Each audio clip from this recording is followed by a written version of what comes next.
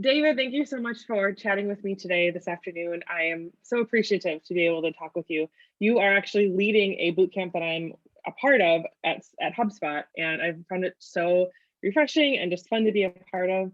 So I'm really happy to be able to talk with you today about sales teams and why it's so important to have a strong sales team, and what that does for an organization, and how you can make one. But could you tell me a little bit, or tell us a little bit about yourself and your sales experience and your background? Yeah, happy to, and thank you for inviting me here, Amanda. It's a pleasure to speak with you as well. And as you said, it's a pleasure to have you in my boot camp. That's one of the things that I do here at HubSpot. We're a software company that helps small and medium market businesses grow their firm through better marketing and sales and services processes and software and partners as well. I lead partner sales enablement at HubSpot. That means I work within our partner channel to help our network of thousands of partners learn how to sell better. So I have some bootcamp programs. I particularly focus on working with partners on the discovery part of the process. A big part of our philosophy is the sale is often made in understanding what the problem is that we're solving, and the discovery part of the process is so important on that. And I really work with our partners on improving that skill as well as advancing and closing more deals that they take through the discovery process. Awesome. I can say yes, you do. You do that. Well, one of my first questions for you is what are the most important skills to help develop in your sales team? Yeah, so when I think about this sales process, and we've talked a little bit about this in the past, Amanda, is I think of the three sale. And what I mean by that, and I'll give a hat tip to my friend Doug Davidoff, who calls this the three sale mindset, but I've rebranded it the three sale. Essentially means the same thing, but that in any consultative or complex sales process, you're really not just making one sale, you're making at least three different sales. And salespeople get into trouble when they don't know exactly what they're selling. Those three sales, and they generally happen in order, is first you have to sell and close on the need for change to begin with.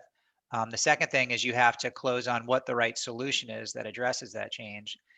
And then only after you've done both of those can you really close on the third thing, which is how that solution should be implemented. And oftentimes working with professional services firms, it's that they are the right partner to help actually implement that solution.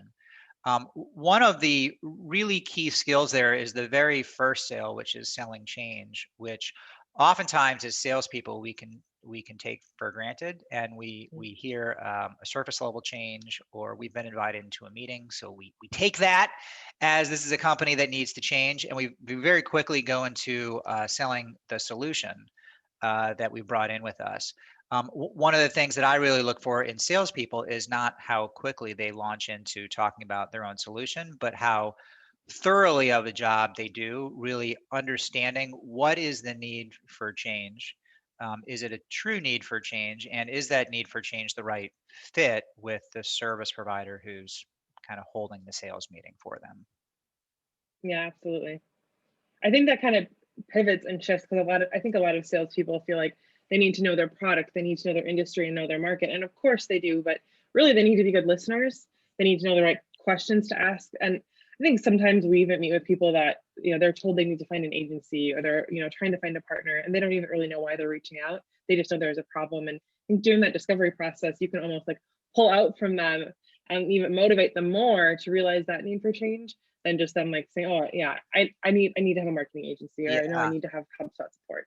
Yeah, I mean, listening and thinking and caring, actually caring about someone's business Hmm. situation are really undervalued Hmm. skills. I mean, and it sounds easy to just listen to someone, but to truly invest yourself, even if it's for a half an hour or 40 minutes or an hour, whatever the amount of time is, but in their world, try to have empathy for their situation, try to understand their situation, try to help them articulate, because in a lot of cases, the decision makers or the business executives that we're dealing with, their day is so busy just putting out fires or coming up with operational plans, they oftentimes don't have a chance to step back and really think about the growth of their business. And one of the biggest things that we can do as salespeople is actually, we're smart, we have experience, we've seen how other people in their industry or other industry have tackled certain obstacles. It's not just like launching those things out or vomiting those things out. It's really taking the time to understand where our prospect is coming from, listening with authentic and caring ears, and then possibly giving them some guidance as well. But just understanding what their problem and their challenges are is more than they will typically get from 95% of the salespeople who walk in their door. 100%. I absolutely agree. And that actually leads really well into my next question. Is that I think a lot of people misunderstand sales as just being able to wing it or being a really good communicator, Yeah. being able to manipulate people into making a decision. But really, sales is a lot more than that. And you have to have a structure to it. You have to have a process. So why would you say that a process is so important to the sales cycle?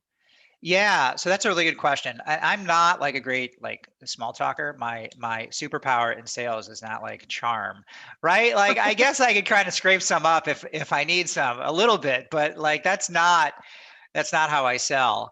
So I'm a big believer in being strategic and having a sales structure. When I started selling, I remember a slide and it had in big bold letters across the top activity.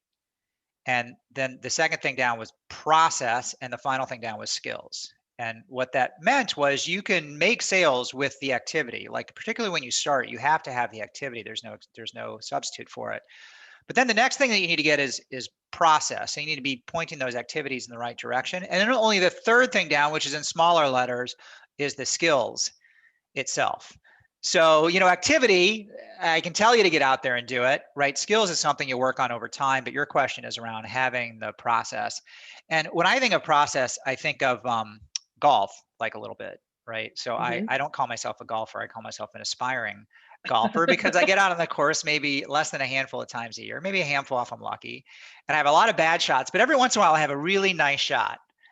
Right. And it's great. It keeps you coming back for more. Sales, the same thing can happen. You can have a really nice meeting amongst other meetings that maybe aren't as good. The key at getting good at golf as well as getting good at sales is knowing why that shot goes straight.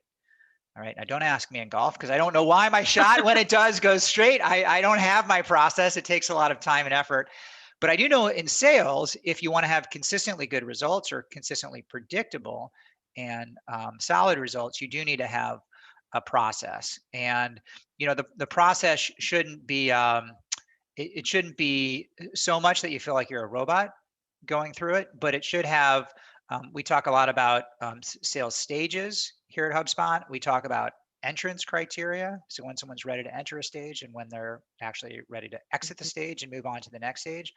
And that's a really good place to start defining your sales process is what are the key milestones that mark their journey, and then what are the specific criteria that would mark their entrance and exit into them. Yep, I like that. And I think when you move a lead or a prospect ahead too quickly, it actually it's uncomfortable for them. Or if they're not in the right part of the, you aren't placing them in the right spot, or you're not communicating to them about the right thing, they feel it and it makes the sales process super awkward. So, knowing when, like the tripwires and the triggers to, when to move them along is super important for Yeah. So a really common like exit criteria after the discovery stage, right? So after you discovered is there a problem here that, we can Yep. address? And then depending on how granular you want to get, you might want to ask for specifics around that problem. So one framework that we use here is this idea of like laying out their goals and their timing, but not just their goals and their timing. It's what's their broad goals and timing. And then you have to attach some like numbers to it. Like, do they have specific goals or do they not have specific goals? Do they have a specific time when they want to accomplish it by, or do they not? And then a third one is what's the meaningfulness behind the goal. So why is that important to them to hit that certain goal and by that certain time? And maybe in your sales process, you don't have to get all of that in order for them to advance the next stage, but you should have enough criteria where there's a serious and legitimate problem. It's not just the salesperson having kind of happy ears and wanting to advance them, where it can be demonstrated what the actual need is that you're solving. Absolutely, for sure. That's really good feedback. Okay, you've worked with or at least met a ton of salespeople. Yes. And you've probably talked with a lot of agency leaders and owners. And that goes above and beyond just, the marketing world, a lot of sales leaders you've talked with. So, a lot of times when we're hiring or when we're building our sales team, we hire from outside and we have a lot of fun interviewing people. Okay. But there's probably a few red flags, things you're like, don't hire that person. What are some Yes. of the things that you would, encourage a sales leader to steer clear from when they're hiring somebody? Um, well, the first thing, and I think I said this already once, is you have to know what you're selling. You have to know what your salesperson will be selling. So one of the mistakes that I've seen really commonly is for partners of HubSpot. Again, it's a consultative sales process, a professional service provider, and they're not just selling a widget with a fixed set of requirements. And so one of the mistakes can be hiring in someone who's a very good transactional seller. So they're very Hmm. good at selling something that's extremely defined. Maybe it's very high volume, they're very high motor, they have very high activity. But when it comes time to like take a step back and be thoughtful about a problem and be more curious than they are, high volume, that can be very difficult. So I sometimes will think of sellers in terms of someone who's like high volume, kind of more transactional good seller. There's a place for that. Like they can add a lot of value in the right kind of sales process. But for service providers, oftentimes what you need is someone who's a little more consultative. So in judging consultative type sellers, I used to have a sticky note on my monitor, and it had four things on it: hungry, um, smart, open, and focused. Okay, so hungry, smart, open, and focused. So number one, without question, if they're in sales, they have to have like a hunger and a desire. You can ask them about their goals or why they're in sales. A lot of questions you can ask around that. Hmm. Smart. This one can be a little bit harder to measure, but you want someone who's a little intellectually curious, who can think a little bit on their feet. Hmm. I think is always a value. I think sometimes maybe salespeople get like, I don't know if they have a poor reputation on this. Maybe it depends what kind of salesperson you're thinking of, but I think today's salespersons, they really need to be facile. Like they Yeah. need to be thoughtful, and they need to be able to think on their feet. Um, Focused is sometimes people are really smart and hungry and aggressive, and they're smart, but they're like someone with a shiny object. So this one's best measured over time to see how focused they can stay on a task. One way is to give someone homework.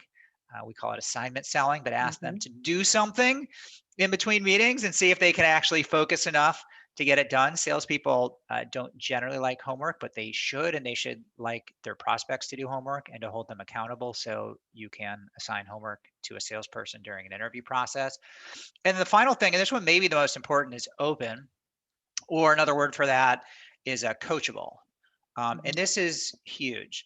So I don't expect that salespeople are perfect. Or necessarily even that they maybe I want to hire an 8 out of 10 or a 9 out of 10. In an ideal world, I would, but that those salespeople are very hard to find, and they can be very expensive as well. If someone is a 6 or a 7 or an 8, that's okay. What I want to see is that they're willing to take coaching where they can get one level above. So for instance, as you know, Amanda, I'm a huge fan of role playing, Yeah. right? And so I encourage doing a little bit of role playing with prospective candidates. And again, you're not looking for perfection. One of the things that can be interesting to do is, can you role play? Can they self-assess their own strengths and weaknesses, which some of them they'll get, some of them they won't, but can they take feedback from you? And if you give them a suggestion or something to work on, if you role play again with them, either 2 minutes later or 2 days later, can they actually incorporate your feedback and Hmm. adjust? And if they can do that, then you have a pretty good one who's pretty smart because they can take your feedback and they can improve, and you'll be able to work with them. If they're just really kind of stuck in how they do it, and most of the time how they do it, like they need to learn your industry, they need to learn your products, they need to learn your culture. So usually, unless they're just superstars, that stuck in their ways is not going to cut it. So being coachable is super important and something worth testing for with salespeople. I love that. And I think too, like during the interview process, that salesperson is selling you on themselves. Hmm. And if you're at all uncomfortable or feel like they're being fishy or not representing themselves well, your clients are going to feel like that.